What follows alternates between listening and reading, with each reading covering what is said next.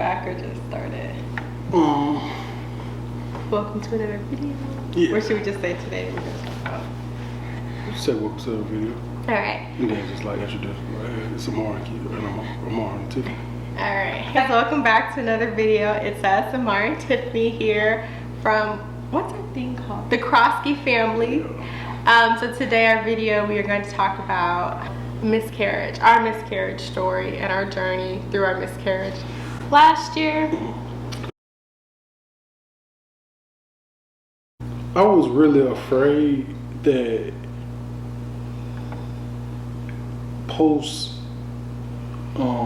miscarriage that you wouldn't want to try to have another baby, or I was really afraid that that was gonna that you, I didn't know how you were gonna handle it.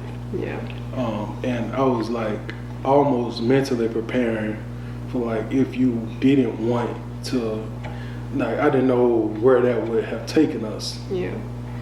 Because I think we've both always talked about wanting to expand our family and wanting, like we love kids and wanting, not like a bunch of kids, but like wanting kids. And I think had I had let that situation, that's living in fear, like had I let that fear stop that, I think it would have definitely caused. Yeah, I don't know where we would have went from there. Yeah. Yeah, and I don't want to be harsh or anything, but just being honest. Yeah. That would have been. I think it would have been, from my take on it, I think it would have been an issue because it would have been based in fear. Like I would have been actively living in fear. So I don't think it's so much more so like, well, this happened and you don't want any more kids because of a reason we both came to. It's like, this happened and you're afraid it's gonna happen again, so now you don't want any more kids. And it's just like, I can't teach Adrian to be fearless and things don't always work out in life how you want it, but you got to get back up again. I can't teach her that if I'm actively living in fear and actively afraid of what may or may not happen. So I honestly don't think that thought ever crossed my mind of not wanting any more kids. It definitely just made me more aware of, I did a lot of research after this happened, just about like women and childbirth, and like I know all the statistics of how many women die in childbirth, how common miscarriages are, what the prime age is for having kids, what age is considered high risk pregnancy. Like I did all this research because I was like, I need to be a little bit more knowledgeable about what's going on, but I never was like defeated. Yeah, I never was like, okay, this is it, we're not gonna try again, like just gonna go ahead and get my tubes tied and call it a day, or get on birth control. Like that never crossed my mind because I never felt as if this was it. I just felt like this was just a stage in life, like this was just a hurdle we had to get through together. That's the first time you said that to me, that you thought you were afraid that I was definitely any more kids. Yeah, because I was talking to my therapist about it when we found out that you could possibly be having a miscarriage. I went ahead and started talking to her about it, and she asked me that, like how I would feel. Well, I think I might have brought it up, although. But looking back as a mature person, how selfish it would have been of me to like want to call it quits after something traumatic like that, because we all deal with pain different. I know how to deal with pain for the most part. I'm pretty versed in it. I can't expect everybody else to understand how to deal with traumatic situations because I'm comfortable with them, which is not a good thing for someone to be just comfortable with traumatic situations. Me being in a host of traumatic situations should teach me how to offer someone else grace and mercy, like once they get through it. And I wasn't at that moment. I wasn't there. But now as I'm older, understanding what love is, and as we continue to learn what love is, even when we're at our worst, I think we're still expected. Like I've been at my worst around Tiffany. Like, I mean, the worst person I've ever been in my life it was early in our marriage, and she had legitimate reasons to leave. Like, so who am I? You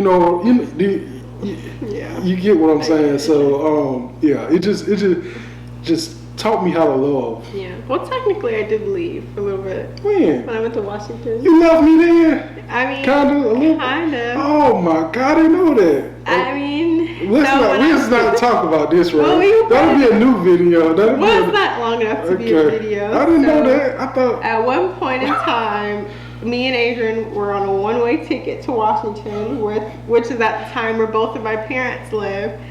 We had no return ticket. It was one way, and we were up there living life. We were on boats. and Amara used to call us every day, be like, when you guys coming home? What day is your ticket? And I'd be like, I don't know when we're coming back. I don't know. We don't have a return ticket. I don't know. So. Yeah. And then what was crazy is I had broke my phone the day before y'all left. So I had I only had my other phone, I had bought like a little trap phone before that. So I couldn't text them how I wanted to text. It was just a rough period of my life. Yeah. I don't know what I was going through during that period of time, but golly, I'm glad I'm over that. Yeah.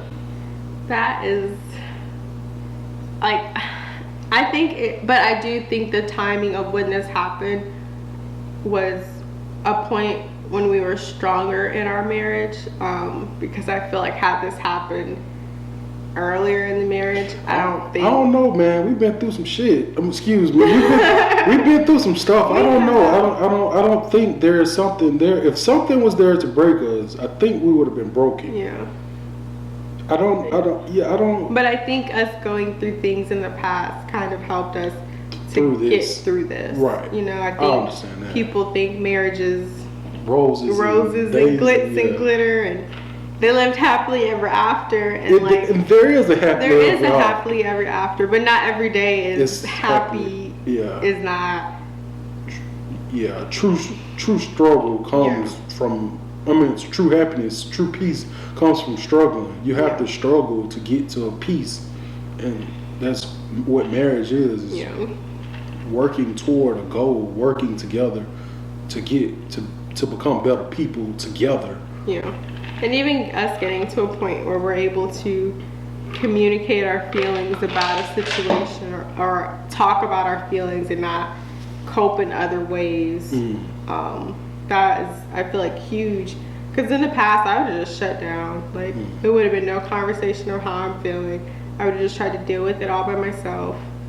And I probably wouldn't have told you, hey, this is what I'm going through. I just would have tried to, really deal with it by myself. Well, I'm happy that you didn't do that, and I'm happy we made it out on the other side. We made it out. That was our miscarriage story. It's not a sad story. It is just a life story. Life happens. I always say life is lifing. Right. I think overall what I learned from that situation is no matter what happens, you have to trust God. Yes. That's it. No matter whether it's good or bad, you make a choice to trust God. That's it. That's what I think. That's what I learned and I took from that situation. Just trust God no matter what. What I took from the situation was a few things. One, to not be afraid to tell people about things you've gone through, and to not be afraid to ask for help, or accept the help. Because I am the type of person that I like to do all things by myself, or I can do it all on my own in my head. And I sometimes will refuse help even if I need it. Oh no, yeah. So I've been working on that, is just accepting the help and to just really trust God's timing, and to understand that things happen and you can either let those things keep you down, or you can, what's that song, like dust yourself off and try again. Good try again. Yeah. Hey, that song used to be a banger back in the day. When they come on Saturday mornings, what show was that they used to come on like Saturday morning, and they would play all like hottest music that day on BET? It was like the top 20 countdown or something like that. It'll come on with that with Jay-Z and Pimp C and Bud B. Man, it's crazy. Yeah, that was crazy. Okay, I'm sorry. It's fine, but that is just, you like, when you hear those songs when you're younger, you really don't know what they're talking about, but just hearing that and just understanding, like, you gotta just get back up. Or even that gospel song, like, we fall down, but we get up. Just getting back up and not being afraid to fall, or not being afraid to live life and experience life. Because if you live in fear, you're not experiencing things. You're just trying to shelter things and try to control things you have no control over, either way. And I think to be truly happy, you have to understand that there's gonna be good times and bad times. And it just is what it is. It made me appreciate Adrian a lot more as well. It definitely made me like really appreciate her.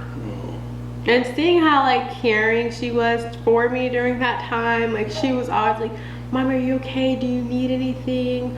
Are you sad? And I remember someone had asked her something about it, and she had told them, and I'm not sure because I don't think I told her. I don't know who explained to her what was going on, because I didn't. Did you? Maybe I'm not really either sure. Him or my grandma did, because at that time I don't think I really explained to her. But she told someone like, well, she said her baby brother, because I guess she thought it was a boy, my baby brother's in heaven with God now. And so like when she said that, it just made me realize that she really understood what was going on, and that she wasn't sad when she said it. She was just like matter of factly, and just seeing how caring she was for me after that, and just seeing like how I was able to create this amazing human being. Like, God blessed us with her, and God will bless us with another. Yeah, because I think right after that, she started back telling people that you were pregnant, or like something like that. Like immediately after that, she started back saying, "Hey, I'm gonna be a big sister." So that's what she started saying right after that. Is I'm gonna be a big sister. And then they would ask, I think that's what happened. She told someone like, I'm gonna be a big sister, and someone asked her like, well, is your mom pregnant? And she was like, no, my baby brother's in heaven with God, but I'm gonna be a big sister. Yeah, I think that's so. Her speaking affirmations of just positivity over my life and over her life is like, in your life, I'm sorry. It just really showed me like, sometimes I think we teach our kids things and we don't really understand. We don't think that they actually are grasping what it is we're teaching. Yes. But they are. They're little sponges. They are. You got anything else? No. All right. Well, it was great talking with y'all. Hope y'all enjoy our story. And if anybody is going through anything, please understand that you're not alone. And feel free to reach out to us in our Instagram, or what all we have? We have Instagram. We just created a Facebook page, a family page. We'll see you all next video. Don't forget to like, comment, and share, and subscribe to our videos. I'm going to put this out there. We will be posting weekly. It's out there. All right, we'll catch y'all later.